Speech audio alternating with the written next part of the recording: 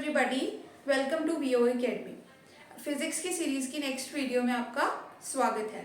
हम अपनी सीरीज के अंदर आपको 10th एनसीईआरटी का सारा सिलेबस कवर करवा रहे हैं और ये जो आपकी सीरीज चल रही है ये फिजिक्स के रिलेटेड है। हमारा जो चैप्टर चल रहा है वो है लाइट, रिफ्लेक्शन एंड रिफ्रैक्शन। हमने अपनी पिछली वीडियोस के अंदर रिफ्लेक्शन टॉपिक के बारे में स्टडी किया। हमने डिफरेंट टाइप्स ऑफ मिरर्स के बारे में स्टडी किया, डिफरेंट टाइप्स ऑफ इमेजेस के बारे में देखा कि एक मिरर से कितनी डिफरेंट टाइप्स ऑफ इमेजेस बन सकती हैं, ये हमारे पास कितने available different kind of available mirrors हैं। ठीक है, तो कितने अवेलेबल मिरर्स थे हमारे पास? कनकेव, कन्वेक्स और प्लेन, तीन बेसिक तरीके के मिरर्स होते हैं हमारे पास। इनके मिक्सचर से मेरी ये बात नोट करना, इनके मिक्सचर से आप और भी बहुत तरीके के मिरर्स क्रिएट कर सकते हो, बट हमारे पास बेसिकली यही तीन तरीके के मिरर्स मिलते हैं। ठीक है, तो हमने अपने रिफ्लेक्शन टॉपिक के अंदर ये देखा कि कैसे because of the process of reflection ये मिरर्स डिफरेंट तरीके की इमेजेस बनाते हैं और हमने इन मिरर्स की रिफ्लेक्शन को भी अच्छे से स्टडी किया कि इन मिरर्स की रिफ्लेक्शन बनती कैसे है। तो अब रिफ्लेक्शन कैसा प्रोसेस था? रिफ्लेक्शन के प्रोसेस में हमने ये देखा कि एक लाइट जब किसी भी मीडियम से टकराती है, क्या हमने रिफ्लेक्शन में हमने क्या स्टडी किया था? रिफ्लेक्शन में हमने देखा कि एक लाइट, एक कमिंग लाइट रे जब भी किसी मीडियम से टकराती है, मीडियम इन द सेंस यहाँ पे आपको सिर्फ सॉलिड ऑब्जेक्ट लगा सकते हो, कोई भी सॉलिड ऑब्जेक्ट से जब वो टकराती है तब वो क्या करती है? बाउंस बैक करती है। ठीक है, अब ये ऑब्जेक्ट एक बार के लिए मैं मिरर लेके चल रही हूँ जिसका एक पोर्शन मैंने शेड कर दिया है। तो जब भी एक लाइट रे किसी ऑब्जेक्ट से टकराती है तो वो क्या करती है? वो वहां से बाउंस बैक करती है, यानी यहां से टकराकर दोबारा वापस आती है। इस प्रोसेस को हम क्या बोलते हैं? इस प्रोसेस को हम रिफ्लेक्शन बोलते हैं। और रिफ्लेक्शन में क्या होता है? एक जो हमारी लाइट है वो किसी ऑब्जेक्ट से टकराकर दोबारा उसी मीडियम में वापस आ जाती है। तो मेरे कहने का मतलब क्या, अभी आप क्या देख रहे हो? ये इस मीडियम के अंदर है, सपोज इसे मैं मीडियम 1 बोल देती हूँ। ठीक है, तो लाइट हमारी इस मीडियम में है। तो लाइट ने क्या किया? लाइट टकराई, मिरर से टकराकर वो दोबारा इसी मीडियम के अंदर वापस आ गई। इस प्रोसेस को क्या बोला जाता है? रिफ्लेक्शन। पर मैंने रिफ्लेक्शन टॉपिक के स्टार्टिंग में ही आपको बताया था कि ये प्रोसेस कभी भी 100% नहीं होता है। मतलब कभी भी 100% ये नहीं होता है कि जो आपकी लाइट है वो पूरी की पूरी क्या हो? रिफ्लेक्ट हो जाए। समझ रहे हो मेरी बात? ये पॉइंट हमने कहाँ पढ़ा था? रिफ्लेक्शन के अंदर स्टार्टिंग में हमने क्या देखा था कि जो हमारी लाइट होती है जरूरी नहीं है कि वो पूरी की पूरी लाइट क्या हो? रिफ्लेक्ट हो। रिफ्लेक्ट का मतलब बाउंस बैक करके दोबारा उसी मीडियम में वापस आ जाना। ये चीज़ बिल्कुल भी मतलब 100% कम्प्लीटली नहीं होती है। लाइट इसके अलावा और भी दो तरीके के प्रोसेसेस करती है। अगर आप में से किसी ने वो वीडियो को डिटेल में नहीं सुना है तो आप जाकर हमारे चैनल की प्लेलिस्ट में से उस वीडियो को दोबारा भी सुन सकते हैं। तो हमने क्या स्टडी किया था उसमें कि जो आपकी लाइट है वो क्या है? वो पूरा का पूरा रिफ्लेक्ट होने की बजाय उसके अंदर दो और प्रोसेसेस होते हैं। उन दो प्रोसेसेस में क्या होता है? एक प्रोसेस तो होता है जब लाइट क्या है? इस मीडियम 1 में वापस आने की बजाय वो मीडियम 2 में चली जाती है। सपोज ये क्या है? आपका सेकेंड मीडियम है। ठीक है, दूसरा प्रोसेस क्या होता है कि लाइट यहाँ से टकराकर वापस आने की बजाय क्या होता है? वो इस मीडियम में, सेकेंड मीडियम के अंदर किसी न किसी तरीके से एंटर कर देती है। मैंने रैंडम बना दिया। ठीक है, और तीसरा प्रोसेस क्या होता है? तीसरा प्रोसेस क्या करती है लाइट? वो हो जाती है इस मिरर के अंदर, इस ऑब्जेक्ट के अंदर एब्जॉर्ब हो जाती है। ठीक है, तो एक तो क्या प्रोसेस होगा कि ये इस मीडियम में वापस आ जाए, दूसरा कि वो मीडियम 2 के अंदर चली जाए, उसके अंदर ट्रैवल करना शुरू कर जाए, और तीसरा होगा कि वो इस इंटरफेस पे क्या हो जाए? एब्जॉर्ब हो जाए। ठीक है, एक लाइट क्या है? 3 डिफरेंट तरीके के प्रोसेसेस कर सकती है। वो रिफ्लेक्ट हो सकती है, रिफ्लेक्ट होने से मेरा मतलब है उसी मीडियम के अंदर वापस आ सकती है, रिफ्रैक्ट हो सकती है, अभी मैंने आपको बताया नहीं, इसको ट्रांसमिशन भी आप बोल देते हो कभी कभी। वो क्या हो सकती है? एक मीडियम से दूसरे मीडियम के अंदर भी जा सकती है। और थर्ड क्या होगा कि वो एब्जॉर्ब हो सकती है, कि उस मीडियम के अंदर, उस इंटरफेस के अंदर वो क्या हो जाए? एब्जॉर्ब हो जाए, ना तो वो आगे उस मीडियम में ट्रैवल करे, ना ही पहले वाले मीडियम के अंदर वापस आए। तो ये लाइट हमारी है, ये 3 डिफरेंट तरीके के प्रोसेस कर सकती है। तो हमने अपने इस चैप्टर के फर्स्ट पार्ट के अंदर किसे स्टडी किया, हमने रिफ्लेक्शन को स्टडी किया। हमने ये देखा कि ये रिफ्लेक्शन का प्रोसेस कैसा है, रिफ्लेक्शन कैसे होती है, रिफ्लेक्शन के हमें क्या बेनिफिट्स हैं, हम इस प्रोसेस ऑफ रिफ्लेक्शन को अपनी डे टू डे लाइफ में किस तरीके से यूज़ करते हैं। ये हमारा एजेंडा था अब तक के हमारे पार्ट 1 का।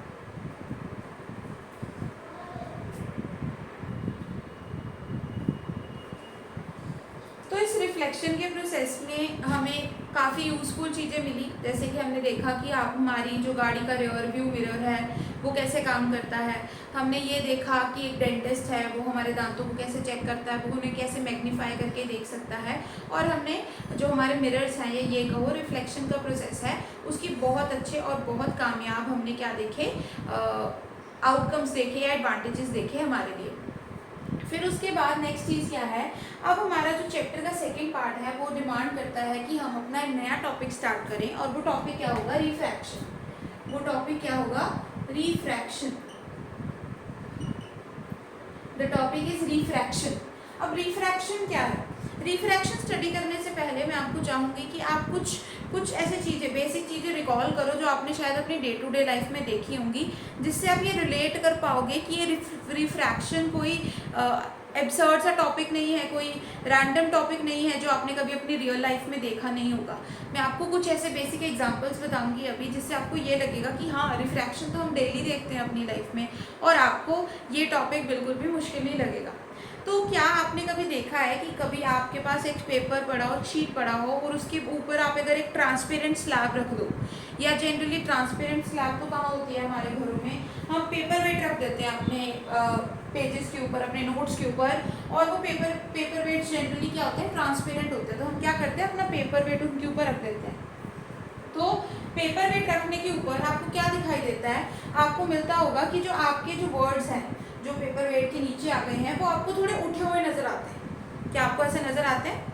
अगर आते हैं तो हमें बताओ, है ना। ये चीज़ कभी आप करके देखो, आप कोई ट्रांसपेरेंट सी चीज़ लो, उसे आप किसी पेपर के ऊपर रख दो जिस पे कुछ लिखा हो, और आप क्या देखोगे कि वो आपको चीज़ें थोड़ी सी लिफ्टेड अप, थोड़ी ऊंची नजर आएंगी। या इससे भी बेस्ट एग्जाम्पल क्या है, आप कोई भी कांच का गिलास लीजिए, ठीक है, कांच का या ट्रांसपेरेंट कोई भी गिलास जिसके आर पर आप देख सको, उसमें पानी डालो और उसमें एक पेंसिल डिप कर दो।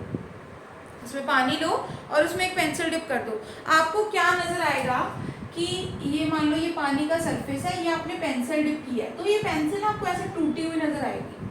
ऐसे आपको ऐसे नजर आएगा ये पेंसिल ना जैसे टूट गई है, या ये पोर्शन पेंसिल का सीधा ना नजर आके यूँ इस तरीके से थोड़ा लिफ्टेड अप नजर आएगा।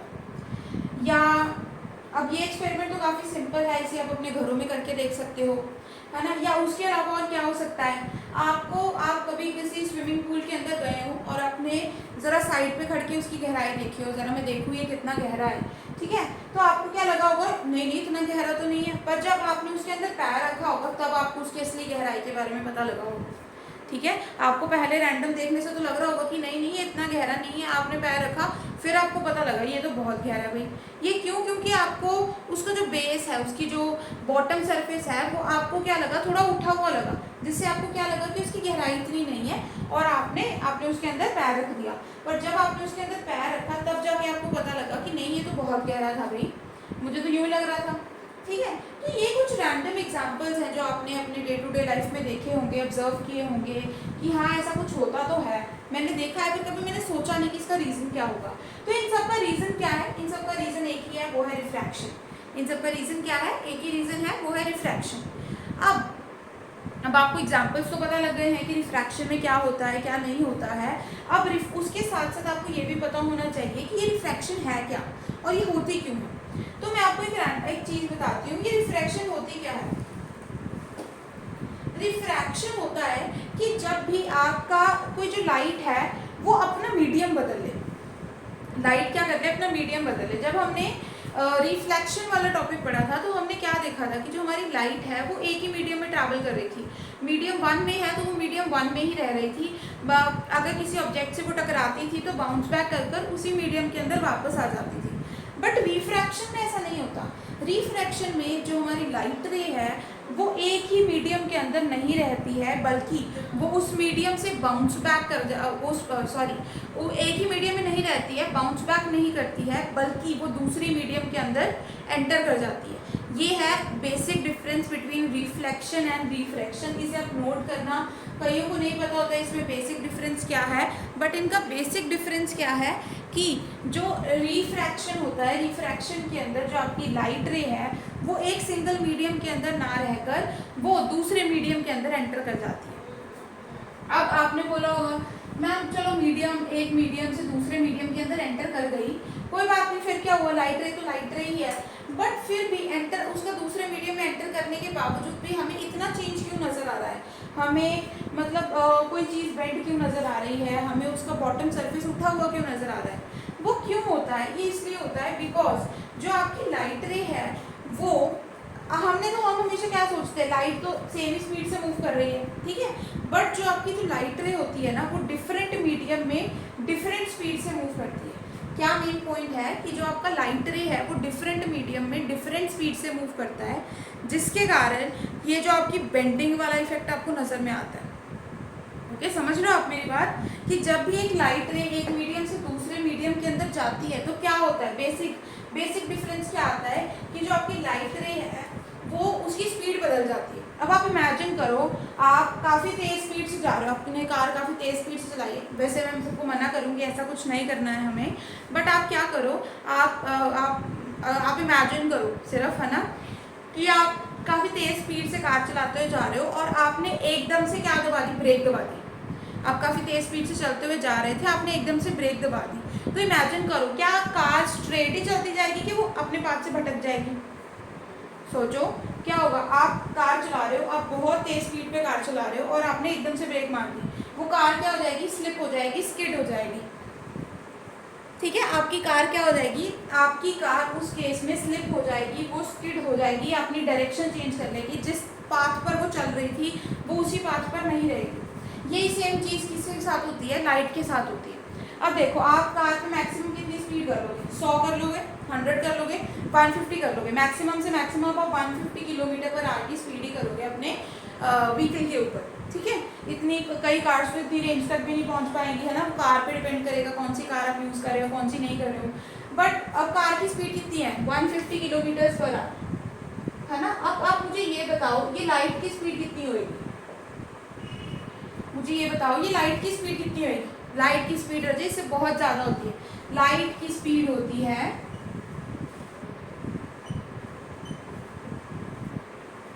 3 × 10⁸ मीटर पर सेकेंड। लाइट की कितनी स्पीड होती है, लाइट की स्पीड होती है 3 × 10⁸ मीटर पर सेकेंड, यानी लाइट की जो आपकी स्पीड होती है वो बहुत ही ज़्यादा क्या होती है, तेज़ होती है। अब इमेजिन करो, आपको 150 किलोमीटर पर आवर पे ही आप जा रहे थे सिर्फ, और उसमें अगर आपने ब्रेक लगाई तो आपकी कार ने अपनी डायरेक्शन चेंज कर दी, उसने अपने मूव करने की जो डायरेक्शन है, जो पाथ है वो चेंज कर लिया। अब इमेजिन करो, लाइट तो कितनी स्पीड पे जा रही है, लाइट तो जा रही है 3 × 10⁸, 3 के पीछे 8 zeros, है ना, इतनी लंबी, इतनी तेज स्पीड से जा रही है वो, तो क्या जब आप उसके ऊपर ब्रेक लगा दोगे, इमेजिन करो लाइट की स्पीड तो कितनी है, बहुत ज़्यादा है, अब जब आप इस पे ब्रेक लगा दोगे, है ना, या इसकी स्पीड को एकदम से चेंज करोगे, एक्सेलरेट करोगे, एक्सेलरेट तो नहीं हो सकती है, मैक्सिमम स्पीड है इसकी, है ना, आप एकदम से ब्रेक लगाओगे तो क्या लाइट अपना पाथ चेंज नहीं करेगी, लाइट भी करेगी अपना पाथ चेंज। इसी कारण क्या हो जाता है, जब भी आप एक मीडियम से दूसरे मीडियम के अंदर जाते हो तो लाइट क्या कर लेती है, अपने पाथ को चेंज कर लेती है, क्योंकि उसकी जो स्पीड है वो एकदम से बदल दी जाती है, और स्पीड एकदम से बदलने से बेंडिंग आती है। Okay, so what is the cause of refraction, cause of refraction क्या है, इसका एक सिंपल सा कॉज है that light travel with different speed in different medium. क्या है हमारा सा इसका कॉज क्या है कि जो लाइट है वो डिफरेंट मीडियम में डिफरेंट स्पीड से चलती है। ये हमारा बेसिक जो है डिफरेंस है या कॉज है हमारे रिफ्रैक्शन होने का, कि जो लाइट है वो एक मीडियम से दूसरे मीडियम में जब वो जाती है तो वो क्या कर लेती है, अपना जो स्पीड है उसको बदल लेती है, और इस स्पीड के कारण, चेंज के कारण क्या हो जाती है, बेंडिंग हो जाती है। अब ये लाइट की स्पीड होती कितनी है? अब देखो लाइट की जो स्पीड है वो मैक्सिमम तो इतनी होती है 3 × 10⁸ मीटर पर सेकेंड। और आप लोग ये साथ साथ में नोट भी कर सकते हो, अपने नोट्स बना सकते हो आप साथ साथ में। और ये जो लाइट की स्पीड होती है ना, किस में होती है, ये वैक्यूम के अंदर होती है। किस में होती है लाइट की स्पीड? ये स्पीड पाई जाती है वैक्यूम के अंदर। अब जब वैक्यूम के अलावा कुछ होगा, वैक्यूम क्या होता है? वैक्यूम होता है जहाँ पे कुछ भी ना हो, हवा भी ना हो, उस स्टेट को क्या बोला जाता है? वैक्यूम बोला जाता है। ठीक है। अब जो लाइट की स्पीड है ना, ये मैक्सिमम होती है वैक्यूम के अंदर। यानी इसका मतलब आप वैक्यूम के अलावा कहीं पे भी जाओगे, यानी आप नॉर्मल हमारे एटमॉस्फेयर के अंदर आओगे, अर्थ पे आ रहे हो जहाँ पे हमारे पास हर जगह पर हवा है ना, तो वहाँ पर लाइट की स्पीड क्या होगी? 3 × 10⁸ मीटर पर सेकेंड से कम ही मिलेगी आपको। तो लाइट के अलावा और भी हमारे पास डिफरेंट तरीके के क्या हो सकते हैं? मीडियम हो सकते हैं। ठीक है। हमारे डिफरेंट तरीके के मीडियम कौन कौन से हैं? हमारे पास डिफरेंट तरीके के मीडियम है। वाटर भी एक मीडियम हो सकता है, ऑयल एक मीडियम हो सकता है। अब ऑयल में भी काफ़ी कैटेगरीज है हमारे पास। ऑयल भी एक टाइप का नहीं होता ना, हमारे पास वेजिटेबल ऑयल भी है, हमारे पास मस्टर्ड ऑयल भी है, हमारे पास केरोसिन ऑयल भी है, हमारे पास कोकोनट ऑयल भी है, हमारे पास आलमंड ऑयल भी है। ठीक है। तो डिफरेंट टाइप्स ऑफ ऑयल हो गए। पेट्रोल हो सकता है एक मीडियम, है ना। या आप एक स्पेसिफिक गैस ले सकते हो अपने पास, जैसे एयर है। एयर तो मिक्सचर ऑफ गैसेस है, तो मीडियम बनाने के लिए आप ये ले सकते हो कि एक चैम्बर में आप एक ही तरीके की गैस डाल दो, उसको आप एक डिफरेंट मीडियम बना सकते हो। ठीक है। लिक्विड्स में बहुत तरीके के लिक्विड हो सकते हैं, ब्रोमीन ले सकते हो आप, मर्करी ले सकते हो, डिफरेंट तरीके के मीडियम है। अब इन सब मीडियम्स में क्या होगा? इन सब मीडियम्स में जो आपकी लाइट की स्पीड होएगी वो हमेशा 3 × 10⁸ मीटर पर सेकेंड से कम ही मिलेगी। ठीक है। So this light speed will always be less than 3 × 10⁸ metre per second in any medium other than vacuum. अब देखो वैक्यूम तो हमारे पास जनरली नहीं मिलता है। ठीक है। हम जनरली आप घर पे वैक्यूम तो क्रिएट नहीं करते हो, है ना। तो वैक्यूम तो आपको अगर आपको ऑन अर्थ क्रिएट करना है तो आपको कोई मशीन चाहिए, आपको पंप चाहिए कोई, जो मतलब मान लो अगर आप एक चैम्बर के अंदर वैक्यूम क्रिएट करना चाहते हो तो आपको उसके पास क्या चाहिए? एक पंप चाहिए। वो पंप क्या करेगा? वो पंप वहाँ से हवा को बाहर निकालेगा। ठीक है। तो आपको एक पंप चाहिए होगा जो हवा को वहाँ से इवैक्यूएट कर पाए, और इतनी प्रिसीजन से, क्योंकि देखो कोई भी, हमने ये पढ़ा हुआ है, कोई भी जो मशीन होती है वो 100% नहीं होती, 100% एफिशिएंसी नहीं दिखाती है। तो हर एक मशीन में कुछ ना कुछ फ्लॉ रह ही जाता है। तो हमें क्या चाहिए? 100% एफिशिएंसी चाहिए कि वो पूरे के पूरे एयर को बाहर निकाल दे, तभी वैक्यूम क्रिएट होगा। तो नॉर्मल हमारे अर्थ पे आपको क्या मिलेगा? आपको एयर मिलेगी, है ना। तो एयर में और वैक्यूम की स्पीड में ज़्यादा फर्क नहीं होता है। मतलब जो आपकी लाइट है वो एयर में भी उतनी ही स्पीड से मूव करती है और वैक्यूम में भी ऑलमोस्ट उतनी ही स्पीड से मूव करती है, इनमें ज़्यादा डिफरेंस नहीं मिलता है। तो इस स्पीड को हम एयर में भी बोल देते हैं। ओके। तो अब नेक्स्ट क्या है? आपको कॉज ऑफ रिफ्रैक्शन तो पता लग गया। अब ये बेंडिंग होती कैसे है?